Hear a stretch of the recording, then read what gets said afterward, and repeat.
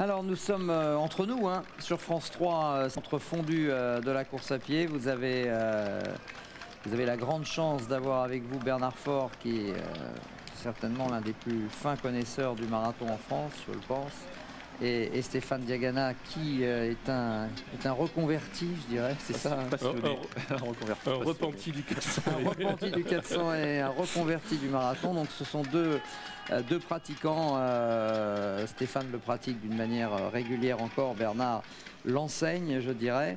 Donc profitez de la prolongation de Patrick Montel. Si vous voulez poser des questions à Bernard et Stéphane, sur sport.francetv.fr, et pas nécessairement des questions sur la course en elle-même, mais également sur la pratique de la course à pied, n'hésitez pas, c'est le moment de converser avec nous et d'aborder aussi, en plus de l'aspect compétition, bien d'autres aspects sur la course à pied. Je sais qu'aujourd'hui notamment la tendance n'est plus nécessairement à la performance, mais également à la liberté de courir à son rythme, de transpirer à son rythme, et cela aussi bien sûr procure beaucoup de bienfaits et d'avantages. Donc si vous voulez avoir des conseils simples pour se mettre à la course à pied, c'est vraiment le moment ou jamais.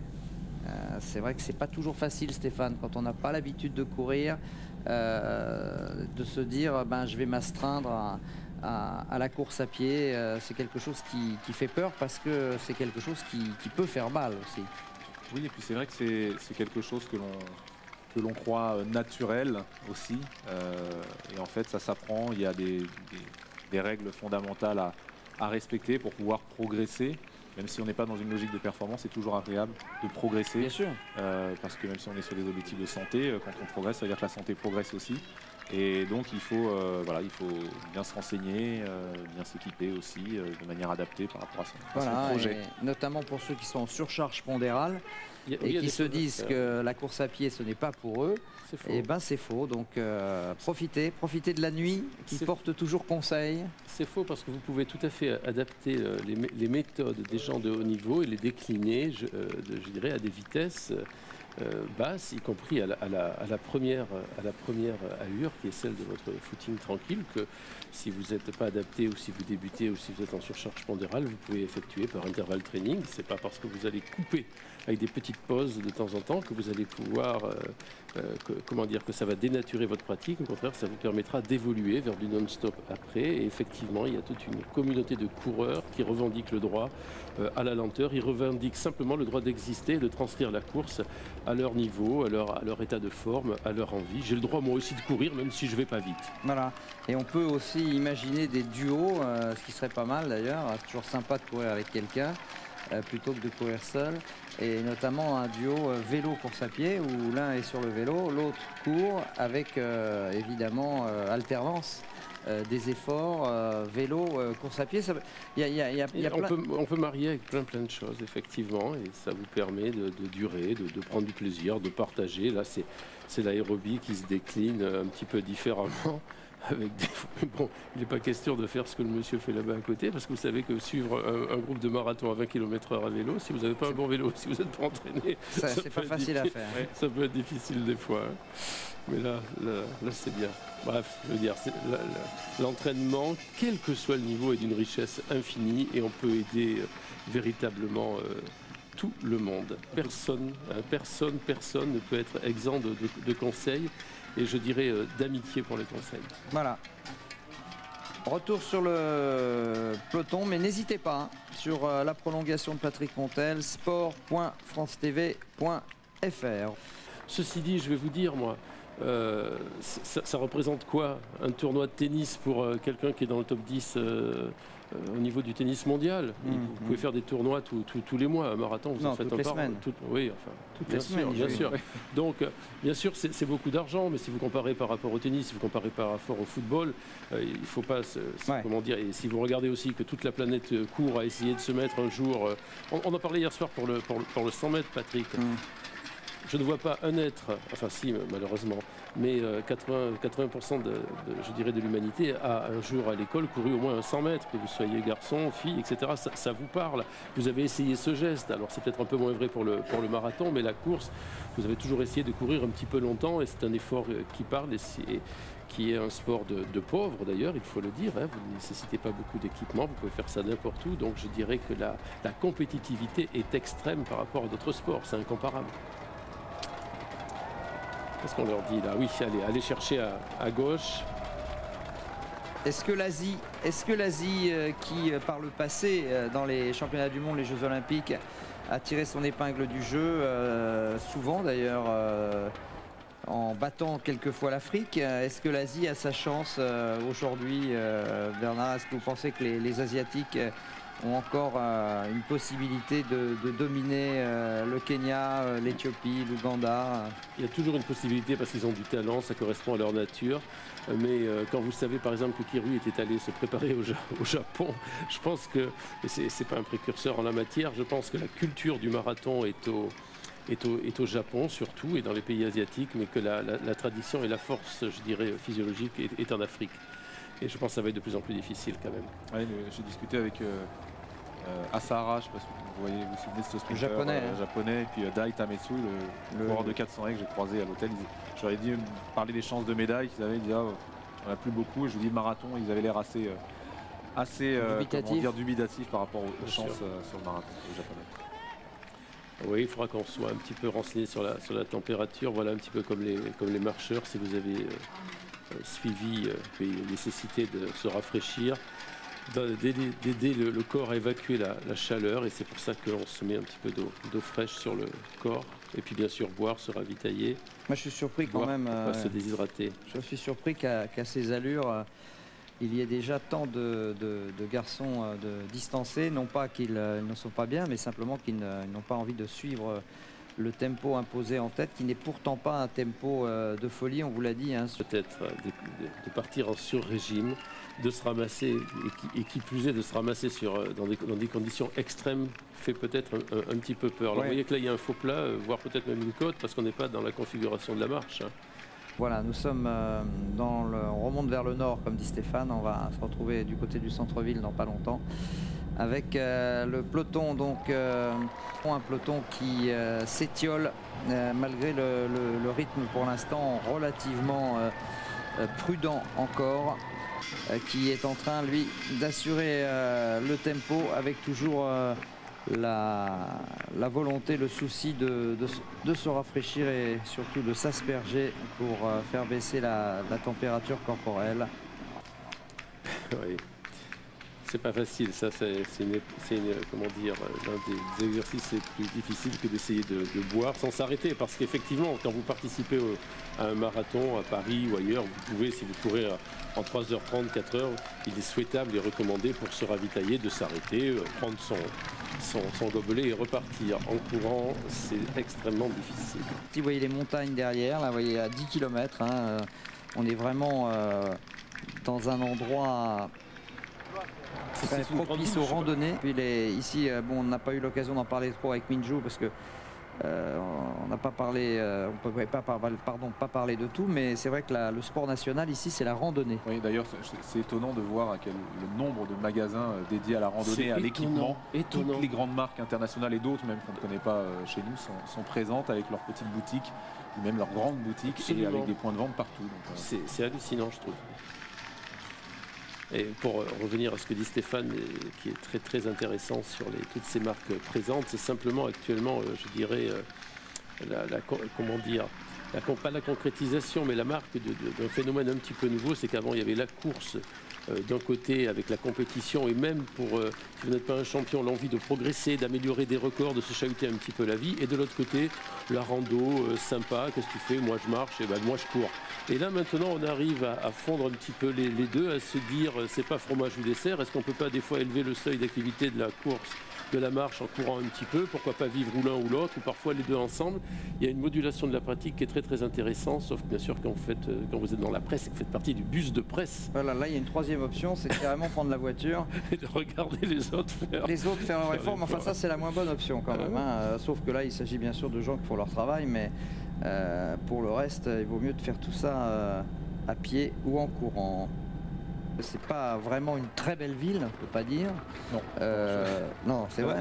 Mais bon, le centre-ville n'est pas inintéressant non plus. Mais enfin bon, disons que c'est quand même pas la ville touristique par excellence. Alors là, c'est à l'arrière du peloton, avec ceux qui ont choisi de partir évidemment sur un rythme un peu moins élevé, et retour maintenant avec la tête de course. Et c'est de nouveau un peu l'apathie relative, mais qui règne, puisque vous voyez que tout le monde se retrouve de front. Il y a du monde quand même sur le bord du parcours en ce dimanche. Je cherche les Européens dans le peloton de tête, il n'y en a pas des masses. Hein. Alors, Fabien, bonjour à vous trois, c'est gentil Fabien. Comment aborde-t-on la dernière semaine avant de faire un marathon des championnats? Quel type d'entraînement cette semaine ont fait les athlètes qui sont donc arrivés bien avant et qui participent à cette course? Pas grand-chose. Hein. La dernière semaine, vous faites de la fraîcheur, mais il ne faut pas non plus arriver, je dirais, en décompensation. Donc la semaine avant, on travaille un petit peu. En fait, il est plus important que la dernière semaine, je pense personnellement, qu'il est plus important d'assurer sa fraîcheur 3 semaines avant en amont. 3 semaines avant, vous faites une semaine où vous faites des choses très très légères. Hein. Et puis la semaine -2, vous travaillez un petit peu. Et puis vous faites moyen et très très moyen et à tendance récupération la dernière. 2 semaines de récupération, vous seriez en décompensation. Quelle qu'ait été votre préparation avant, vous ne seriez pas très bien pour répondre, pour votre corps répondre.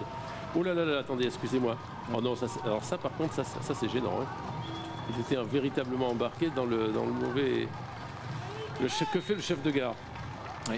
Et ici, le chef de gare. Non, il était passé de l'autre côté. Remarquez, il aurait pu continuer, hein, parce qu'après, il rattrapait, je pense. Hein. Oui. Ouais, c'est dommage qu'il n'ait pas pensé à ça. Hein. Surtout qu'il n'avait pas de gain de distance. Voilà. Mais en tout état de cause, la dernière semaine, c'est pas grand-chose. Juste un petit rappel, ça dépend de votre fréquence d'entraînement. Un petit rappel.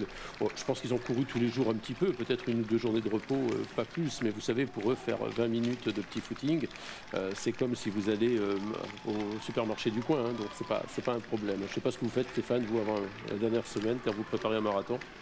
Oh bah, c'est différent, je prépare pas un marathon de championnat. Non, mais vous faites sérieusement c'est vrai quand que, même.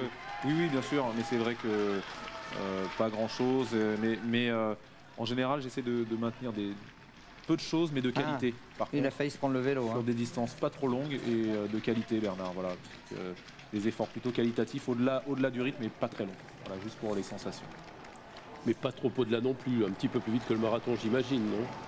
Oui, mais c'est aussi parce que vous venez de 400 et voilà, c'est votre culture. C'est ma culture. On ne va pas recommander ce que vous faites à tout le monde quand même. Oui, parce que Stéphane, quand même des rares marathoniens qui mettent des haies sur le parcours. J'aurais même été fichu de les passer. Ça, c'est quand même... Dans la situation du Canyon, ils s'en seraient sortis, je pense. Là. Alors,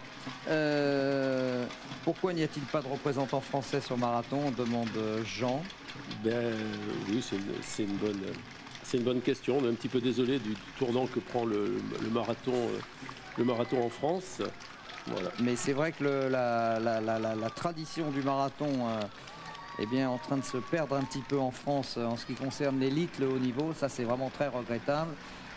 Pour preuve, c'est qu'aujourd'hui, c'est encore Dominique Chevelier qui tient la corde, alors qu'il a dépassé les 50 ans et qu'il reste sur une médaille de bronze à l'occasion des championnats d'Europe de Split. Donc c'est pour vous dire si on a du mal quand même à assurer la relève, même s'il y a eu après Chevelier, d'autres marathoniens de talent. Mais on a un peu de difficulté quand même à amener les athlètes sur cette distance en France. Oui, et puis bon, je veux dire, il y a des gains à aller chercher, ou alors on y vient trop tard, en fin de carrière, quand on a fini d'épuiser ses rêves sur les distances inférieures, mais vous pourriez avoir 100 ans, vous n'auriez jamais 100 ans de carrière, que vous n'auriez jamais, si votre corps ne vous lâche pas, fini d'aller fouiller une distance quelle qu'elle soit.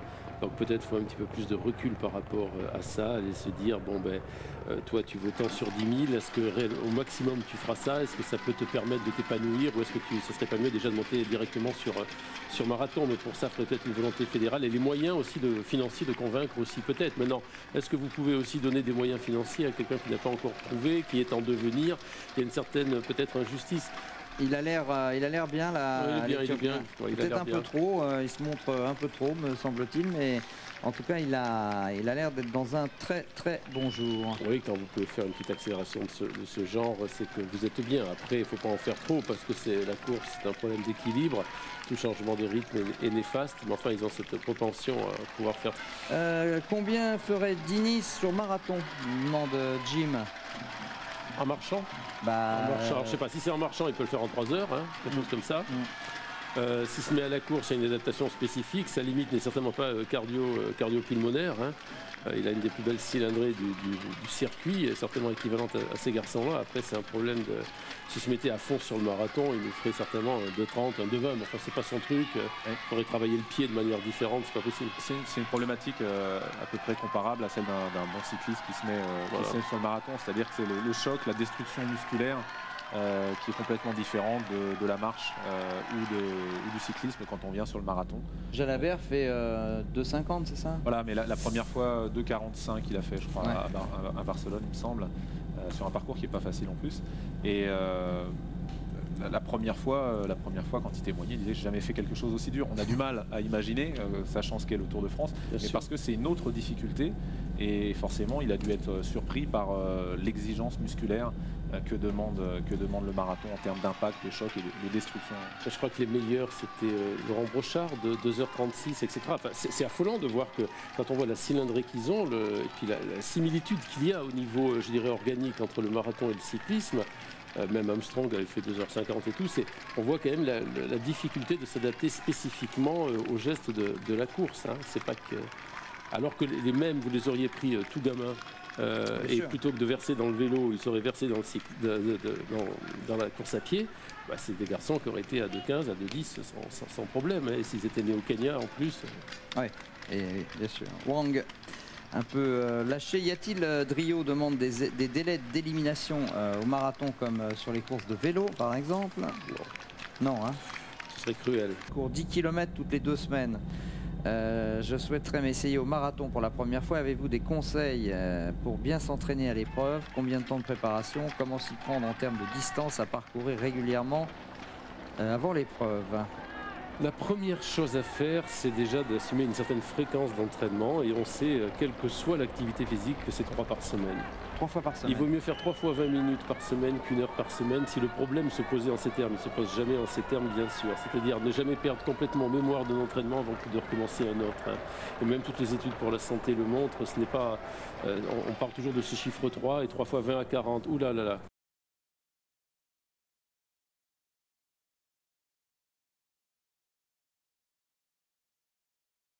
Guillaume qui nous dit: si je m'arrête à chaque fois pour relever ce qui tombe, je vais pas faire un bon temps, mais moi je m'en fiche, c'est sympa ainsi. C'est vrai que aider quelqu'un, partager une bouteille d'eau, même si ça se fait plus trop aujourd'hui, aider quelqu'un à se relever, parler avec quelqu'un, c'est aussi ça la course à pied. Hein.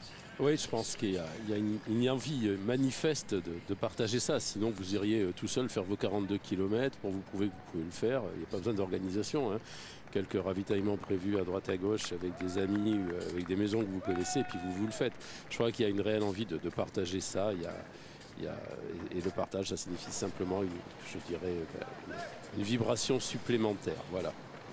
Ouais, mais c'est vrai que ce type de course, le fait de se trouver dans un climat, je dirais, de marathon. Alors, est-ce que vous pouvez répondre à la question de Joris Berthaud? Avez-vous la VO2 max moyenne des coureurs de tête?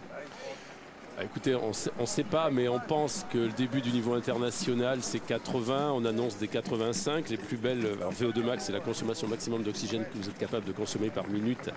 On le ramène au kilo de poids pour avoir une indice de cylindrée, hein, bien sûr. Les plus belles VO2 max, c'est les skieurs de fond parce qu'ils font participer les bras. D'où l'intérêt de la marche nordique, d'ailleurs, qui fait travailler les bras et qui élève de 40%, je dirais, la dépense énergétique par rapport à la marche classique, suivi des cyclistes et des marathoniens. Et ça se passe coureurs de 400 80-85. Bah, sauf s'il a un morphotype comme Stéphane et qu'il est capable de faire du marathon. S'il est comme Jivin Vico, c'est, je dirais pas proche du sédentaire, mais à peine. C'est une autre. En fait, c'est exactement, vous le voyez, le cyclisme sur piste, c'est le Tour de France, ça n'a rien à voir. Petit tour en tête de course avec l'ami Stéphane. Oui, donc ça va toujours très très bien ici. Le parcours a été modifié un peu cette année. Il y a eu un petit peu plus de parcours, probablement 1 kilomètre de plus, pour sans doute éviter les parties difficiles. Donc le parcours, à mon avis, a été amélioré. Ah, c'est une bonne info ça, Stéphane, parce qu'effectivement, il faut pas les bois, c'est intéressant parce que vous allez à votre rythme, il n'y a pas de